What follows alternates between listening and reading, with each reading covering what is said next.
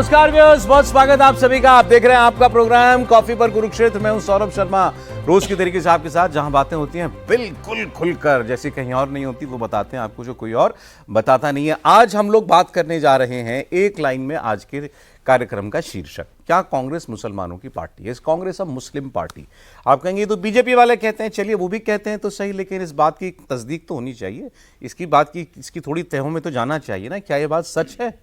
अच्छा, कल हरियाणा के नतीजे आए। हरियाणा में तो मुसलमान बहुत ज़्यादा है नहीं, जहां पर हैं थोड़े बहुत, उन्होंने बम्पर वोट किया, कांग्रेस को ही वोट किया, सबसे ज़्यादा विक्ट्री मार्जिन वहीं से निकल करके आया। बहरहाल ये कहा जाता है कांग्रेस को कोई चुनाव जीतने के लिए एक तो मुसलमान का वोट चाहिए जो उसको पता है उसके साथ है, दूसरा उसको किसी एक बड़ी जाति, प्रमुख जाति का वोट चाहिए होता है, एन ब्लॉक, एक तरफा। वो उसको मिल जाता है तो उसका काम बन जाता है। भाई अगर यहाँ पर मुसलमान नहीं है लेकिन जाट थे, जाट बीजेपी से नाराज बताए जा रहे थे हरियाणा में, जाट वोट अगर उसको पूरा मिल जाता तो जो नहीं मिला तो ये कहानी कुछ और ही कह रही होती कल के नतीजों की कहानी। लोकसभा चुनाव में क्या हुआ? लोकसभा चुनाव में बिल्कुल आपने मुसलमान वोट पूरा का पूरा पूरे देश के अंदर ट्रांसफर हुआ, और जहां जहां दलित वोट उसकी तरफ शिफ्ट हो सकता था वो हुआ। यूपी में यादवों का वोट जैसे उसकी तरफ शिफ्ट हुआ या इंडिया गठबंधन को मिला, ऐसे बिहार में हुआ, अलग अलग राज्यों में हुआ। कांग्रेस की बात इससे बन जाती है। आज की हकीकत यह है कि मुसलमानों को ने यह तय कर लिया है देश के कि अगर कोई मोदी को टक्कर देने वाला नेता और पार्टी है तो वो राहुल गांधी और कांग्रेस पार्टी है, और वो उसके पीछे खड़े हैं। इसी वजह से शायद इस इंडिया ब्लॉक के जो बाकी दल हैं वो कांग्रेस को साथ में लेकर चलते हैं। अखिलेश यादव को भी कांग्रेस पार्टी को साथ में लेकर चलना है, क्योंकि उसको ये संदेश देना है कि हाँ, हम भी मोदी के खिलाफ खड़े हुए हैं और मुसलमानों के बीच में कहीं कोई बंटवारे की स्थिति ना आए। और ऐसा ही संदेश शायद कश्मीर में भी था। भाई फारूक अब्दुल्ला ने तो ये कहा ना कि हम अगर कांग्रेस को साथ ना भी लेते तो भी हम अच्छा प्रदर्शन करते, फिर कांग्रेस को साथ लेकर के क्यों चले? वो सीटें ज्यादा थी, नतीजा कम आया, जीतें कम। कांग्रेस पार्टी का स्ट्राइक रेट बहुत खराब है जम्मू कश्मीर के अंदर। वो इसीलिए क्योंकि वहां भी घाटी के मुसलमानों को वो ये संदेश नहीं देना चाहते थे कि हम बीजेपी के खिलाफ उतनी ही ताकत से नहीं खड़े हैं जितना कि कांग्रेस पार्टी देश भर में खड़ी होती है। तो वहां भी कांग्रेस पार्टी को साथ लिया।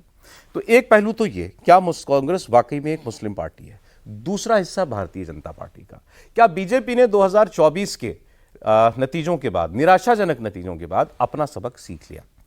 बीजेपी और आरएस को नजदीक से फॉलो करने वाले लोगों ने क्या कहा इन नतीजों के बाद?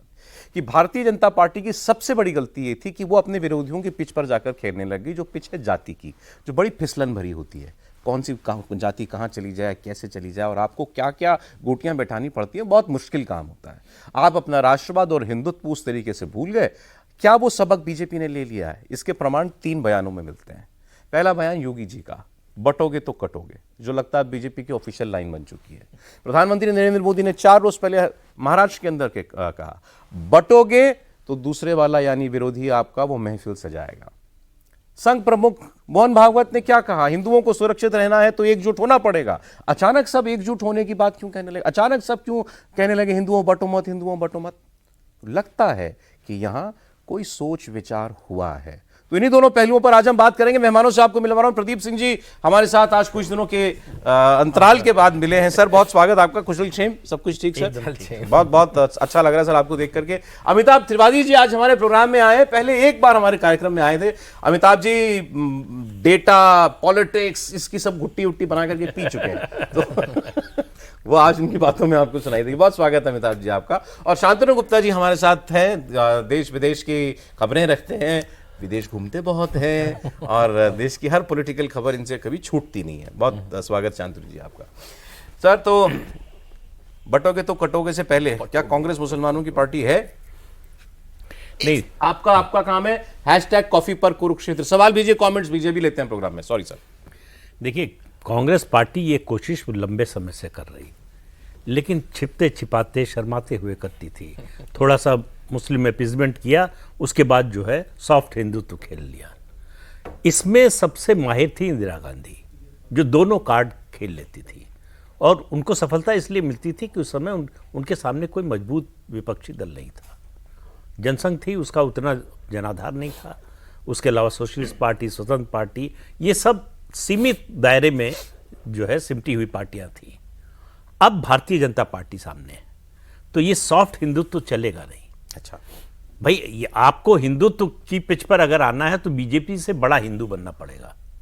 वो कांग्रेस अफोर्ड ही नहीं कर सकती, चाहे भी तो। फिर उसका मुसलमान तो उसके साथ कभी आएगा नहीं। बीजेपी ने जो बदलाव किया है, बीजेपी अभी तक एक मरीचिका के पीछे भाग रही थी, पहले से भी और पिछले 10 साल में भी, कि मुस्लिम वोट कुछ मिल जाए, यानी मुस्लिम वोट का बंटवारा कर ले तो हमारी गाड़ी निकल जाएगी। 2024 के लोकसभा चुनाव के बाद 4 जून के बाद यह एहसास हुआ कि यह कोशिश बेकार है। इसकी आधी कोशिश अगर करें कि हिंदुओं को एकजुट करें तो हमारे लिए सफलता आसान हो जाएगी। तो हिंदू पहले एकजुट नहीं था उनके पीछे? नहीं, बिल्कुल नहीं था। अगर एकजुट होता, बंगाल में 70% हिंदू है, बीजेपी जो है जगह तो नहीं हो सकता, मैं ये नहीं कह रहा, लेकिन लाज मोदी के हाँ, नाम पे, मतलब मेजोरिटी, जब एक पक्ष खड़े होने की बात होती है, मेजोरिटी की बात होती है, 50%, 60%, 65% आपके पास आए। आपको याद होगा 2021 के विधानसभा चुनाव के बाद प्रशांत किशोर ने कहा था कि जब तक बीजेपी 60 से 70% हिंदू वोट बंगाल में नहीं लेगी, सत्ता में नहीं आ सकती। तो ये स्थिति बड़ी स्पष्ट है कि आप मुसलमानों को आप नहीं बांट सकते, दूसरी सेकुलर पार्टी बांट सकती है। समाजवादी पार्टी और कांग्रेस में मुसलमान बंट सकता है।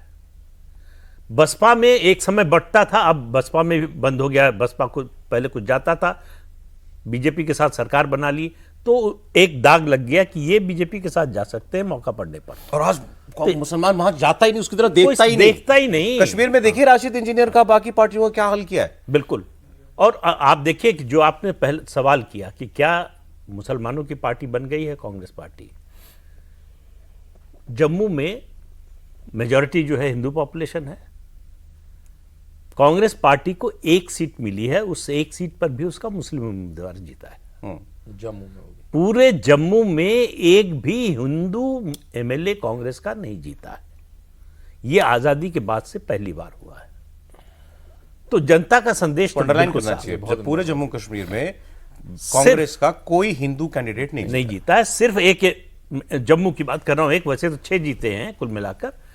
तो इससे बड़ा संदेश साफ है। और 2024 के लोकसभा चुनाव के नतीजे जो हैं, उन्होंने इस डिवाइड को और ओपन कर दिया। तो इतना तो क्लियर है कि भाई देश के मुसलमानों की पहली पसंद कांग्रेस पार्टी ये कर्नाटक के चुनाव से बन गई है। ठीक है, पहले थी 1977 तक पहली पसंद थी, उसके बाद जनता पार्टी, फिर जो है क्षेत्रीय दल आए, उनके साथ गई। अलग अलग हिस्सों में 1992 के बाद कांग्रेस से नाराज हो गई, कांग्रेस को छोड़ दिया, मुसलमानों ने छोड़ दिया।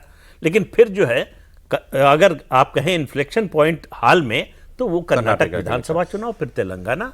उससे बाकी जो रीजनल पार्टीज हैं जिनको मुस्लिम वोट मिलता था, उनके बीच में संदेश गया कि अगर मुसलमानों का एक मुश्त वोट लेना है तो कांग्रेस के साथ रहो, कांग्रेस को साथ रखो। हाँ, ये अब याद कीजिए, मुलायम सिंह यादव ने बार बार अपनी पार्टी के लोगों से कहा था कि कांग्रेस को अपना घर कभी मत दिखाना, ये कब्जा कर लेंगे। कर लिया कब्जा, तो कर लिया कब्जा। ये अखिलेश यादव ने नहीं मानी। लेकिन सर, कांग्रेस मुसलमानों की पार्टी है और कांग्रेस मुसलमानों की ही पार्टी है, दोनों में फर्क है। नहीं, ऐसा तो नहीं, तो नहीं कह सकते। नहीं, क्योंकि अगर आप 40% हिमाचल प्रदेश में आपकी सरकार है तो मुसलमानों की वजह से तो नहीं है, या कर्नाटक और तेलंगाना में भी आपकी सरकार है तो केवल मुस्लिम वोट पर नहीं है। लेकिन मुसलमानों के लिए कांग्रेस सबसे बड़ी पार्टी, सबसे पसंदीदा पार्टी है, कहना चाहिए। तो इस समय जो है, जो कांग्रेस के साथ है, मुसलमान उसके साथ खड़ा होने के लिए, जाने के लिए तैयार है। यह संदेश जो है क्षेत्रीय दलों में चला गया है। तो इसलिए आप ये जो परिवर्तन देख रहे हैं, इसीलिए कांग्रेस पार्टी का जो कॉन्फिडेंस बढ़ा है, इसी वजह से कि अब हमको क्षेत्रीय दलों के पास उस तरह से जाने की जरूरत नहीं है, वो हमारे पास आएंगे। समाजवादी पार्टी रखेगी साथ में आपको, बिहार में लालू जी आपको लेकिन ये फॉर्मूला हर जगह सफलता नहीं दिलाता। बिहार में नहीं मिला। मुस्लिम वोट एक मुश्त है गया, और उसके अलावा यादव है। फिर भी कांग्रेस की स्थिति देख लीजिए बिहार में आप, क्योंकि बीजेपी के पास भी एक मजबूत साझेदार है। हाँ, इसीलिए वहां पे अगर नीतीश कुमार न होते तो स्थिति दूसरी होती। अच्छा, बीजेपी और क्या बात कहती है? पहले ये बीजेपी के और नेता कहते थे, आज ये बात प्रधानमंत्री ने कही है, पहली बार कही है, इसीलिए इतनी इंपॉर्टेंट है, इसलिए हम उसको कोट करके बात कर रहे हैं। अमिताभ जी के पास जा रहा हूं। वो हमेशा बीजेपी वाले हमेशा कहते, देखो भाई, जो मैंने भी कहा कि भाई इनको मुसलमान वोट तो करेगा ही करेगा ना, ये तुम्हारे ये इनको हिंदू वोट डिवाइड करना है, और डिवाइड करके जो इनको मिल जाएगा वो इनके लिए बहुत है। 15% कहीं है, 20% कहीं है, मुसलमान वोट आ गया आपके पास, 15% आपके पास एक जाति का वोट आ जाता है, और बाकी तो कुछ एक वोट तो कांग्रेस को मिलता ही, बात बन गई 35% वोट पे। आज प्रधानमंत्री ने कहा कि कांग्रेस पार्टी कभी मुसलमानों की जाति की बात क्यों नहीं करती, कभी ये क्यों नहीं कहती भाई कि तुम्हारे यहाँ भी जातियां हैं, तुम्हारे यहाँ भी जाति भेदभाव होता होगा, उसकी चर्चा कभी क्यों नहीं करती। हिंदुओं की बात जब भी करेगी तो वो जाति से ही बात शुरू करेगी। तो देखिए क्या है कि इलेक्टोरल एनालिसिस में भी अगर हम हरियाणा का चुनाव ही देख लें कल, या जम्मू कश्मीर का देख लें, या कोई भी चुनाव देख लें, तो जो हम कास्ट वाइज वोटिंग देखते हैं उसमें upper caste, OBC, SC, ST, Muslims इकट्ठा, बट उसमें भी डिविजन्स हैं, कास्ट है, लेकिन उसकी स्टडी, उसकी चर्चा कभी हुई नहीं। अगर 2024 लोकसभा की बात करें तो 38% मुस्लिम समाज ने कांग्रेस पार्टी को वोट किया, 38%। ओके।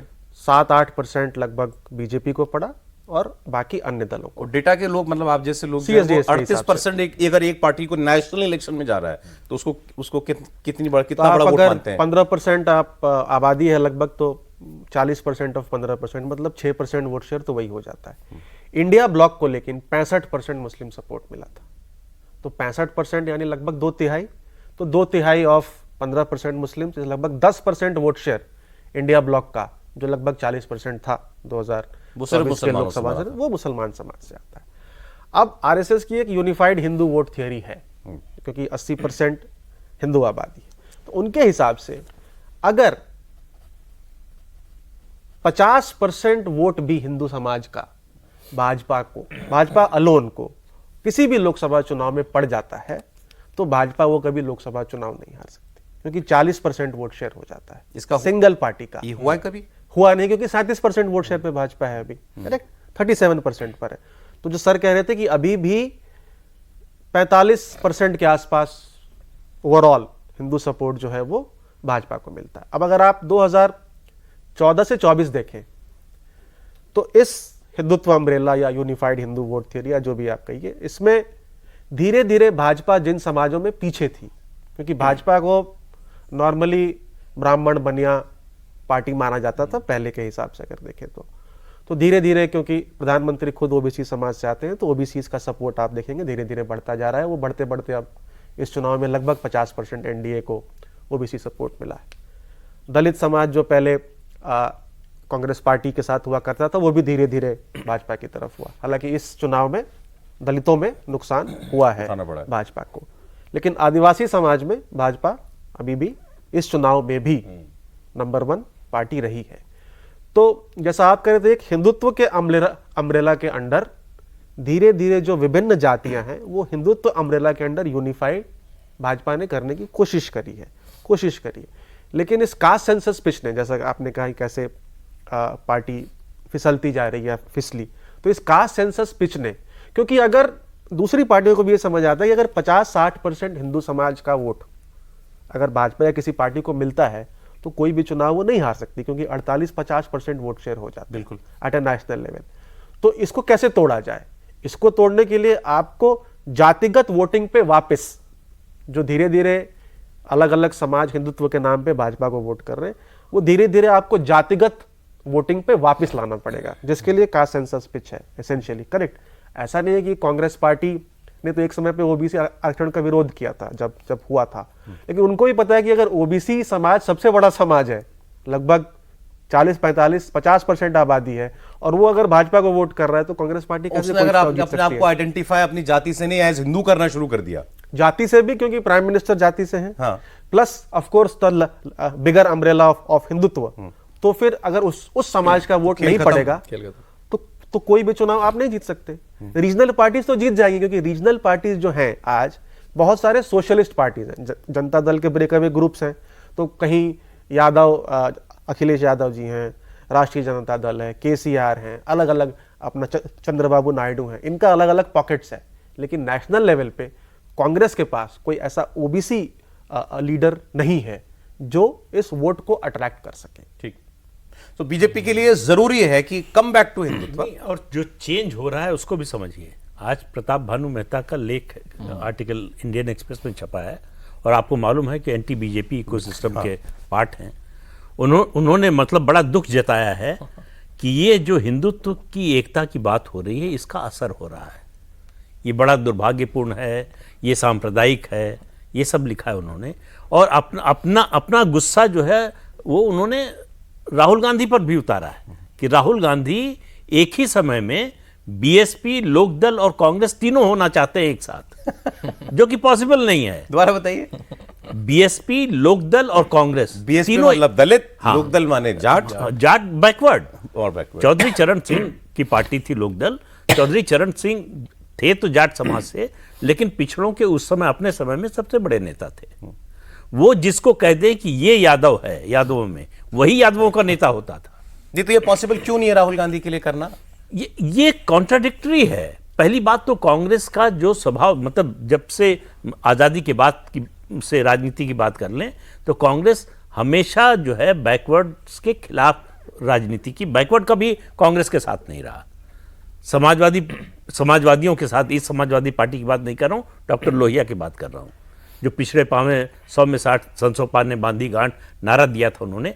तब से जो है पिछड़ा समाज कांग्रेस के साथ कभी नहीं रहा, और कांग्रेस कंफर्टेबल थी दलित, मुसलमान और ब्राह्मण वोट, ये 3 कोर वोट थे। बाकी कैंडिडेट का या मुद्दे पर और वोट जुड़ा, ठीक है, जीत जाते थे। उसके बाद ये परिवर्तन शुरुआत हुई 67 से, जब कांग्रेस कमजोर होना शुरू हुई, लोकसभा में उसकी सीटें कम हुई, उसके बाद स्प्लिट हो गया कांग्रेस में 69 में, उसको सीपीआई के लेफ्ट के साथ जो है वो सपोर्ट लेकर सरकार चलानी पड़ी।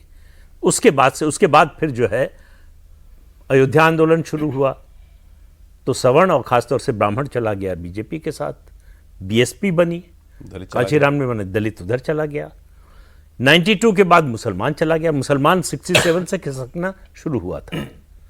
मुसलमानों में रीथिंकिंग शुरू हो गई थी, मुस्लिम मजलिसे मुशावरात नाम से संगठन बनाया गया कि हम छांट कर हम आइडेंटिफाई करेंगे कि कौन सा कैंडिडेट अच्छा है, जो मुसलमानों के हक के बारे में सोचता है, उसको सपोर्ट देने की घोषणा करेंगे।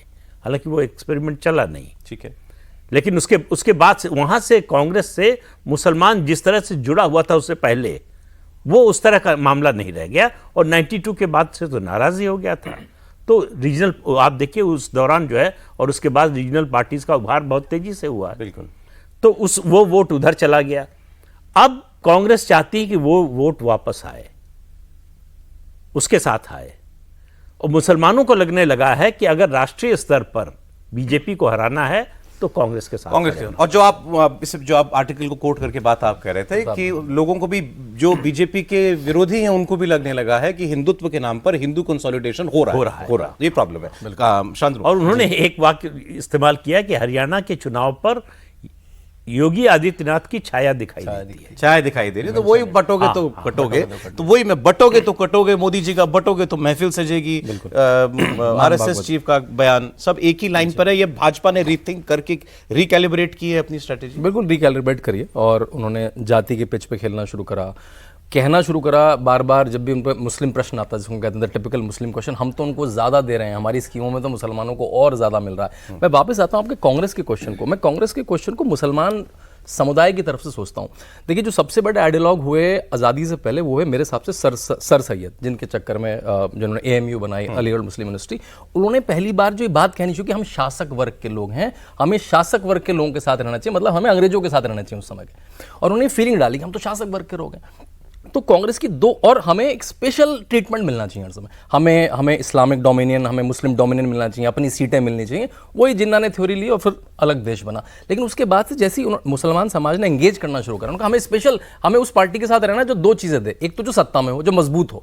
तभी देखिए प्रदीप जी ने कहा, जब भी कांग्रेस डाउन हुई तो उनका नहीं, अब सत्ता इनके पास नहीं, अब दूसरे के पास चलो, जिसके पास सत्ता है। तो जिसके पास सत्ता हो, और दूसरा जो हमें स्पेशल कुछ दे पाए, जो हमें वक्फ एक्ट दे दे, जो हमें places of worship act they दे, जो हमें माइनॉरिटी कमीशन दे दे, जो हमें सच्चर कमेटी की रिपोर्ट दे दे, हम रोते रोते फिरें, देखो हम तो इतने बुरे हैं, हमारे साथ ये हो। तो जहां, और जो, या फिर जहां मुलायम सिंह यादव जो राम भक्त पे गोली चला दे, वो हमारा काम है। जो हम नवरात्रों में नॉनवेज खाते हुए दिखाए, तो तेजस्वी हमारे साथ है। तो ये 2 फॉर्मूले जहां दिखेंगे, जो सत्ता में जो मजबूत है, हम उसके साथ रहेंगे, तो हम स्पेशल प्रिविलेज ले पाएंगे। और दूसरा, जो हिंदुओं को चिढ़ाता हुआ दिखे, या फिर हमारे पक्ष में कोई तो लॉ कि हमें रिजर्वेशन दे दे, वहां पे, और जब कांग्रेस ऐसी होती हुई दिखी तो कांग्रेस जैसी थोड़ी सी मजबूत हुई जो 2014 में 2024 में, तो वो फिर कांग्रेस की तरफ जाते हुए दिखे। अब आप यूपी में बात करो समाजवादी पार्टी वालों से, तो वो काफी परेशान है कि अभी भाई बाई इलेक्शन आने वाले हैं, तो अगर मुस्लिम वोट इन पे शिफ्ट करा तो हमारे पास और है क्या? उन्होंने कहा घर दिखा दिया, घर दिखा दिया। तो अभी वहां पे लोकली हर जो लोकल पार्टी है जो मुस्लिम वोट पे आश्रित है, जो वहां का 15-20% मुस्लिम वोट्स पे आश्रित है, वो पार्टियां बहुत परेशान है इस समय कि अगर कांग्रेस खा गई तो फिर तो कांग्रेस बीजेपी होता जा रहा है। हरियाणा कांग्रेस बीजेपी हो गया, तेलंगाना कांग्रेस बीजेपी हो गया। तो ये रीजनल पार्टी जो साइड जा रही है, जो बड़ी रीजनल पार्टियां आरएलडी और एसपी जैसी, वो काफी खतरा, मतलब डर में है उनके इंटरनल। आप कोटरी से बात करें तो ये जो हम लोग, अब मैं इसी पर आना चाहता हूं कि कांग्रेस, क्या BJP is back to its Hindutva game? 14 rally तो बड़ी रैली होती है, छोटी सभाएं तो अनगिनत हुई। उन्होंने ये बटोगे तो कटोगे वाला डायलॉग दोहराया और इलेबोरेट करके दोहराया वहां पे। तो ये एक लेवल ये, और दूसरा जो मैं आपसे आरएसएस वाली बात कह रहा हूं, ये इन दोनों का साथ आने का असर है। देखिए क्या है कि कहीं ना कहीं कास्ट सेंसस जो एक पिच है, जो एक डिमांड है राहुल गांधी की, उसका असर भी हमको लोकसभा चुनाव में देखने को मिला है।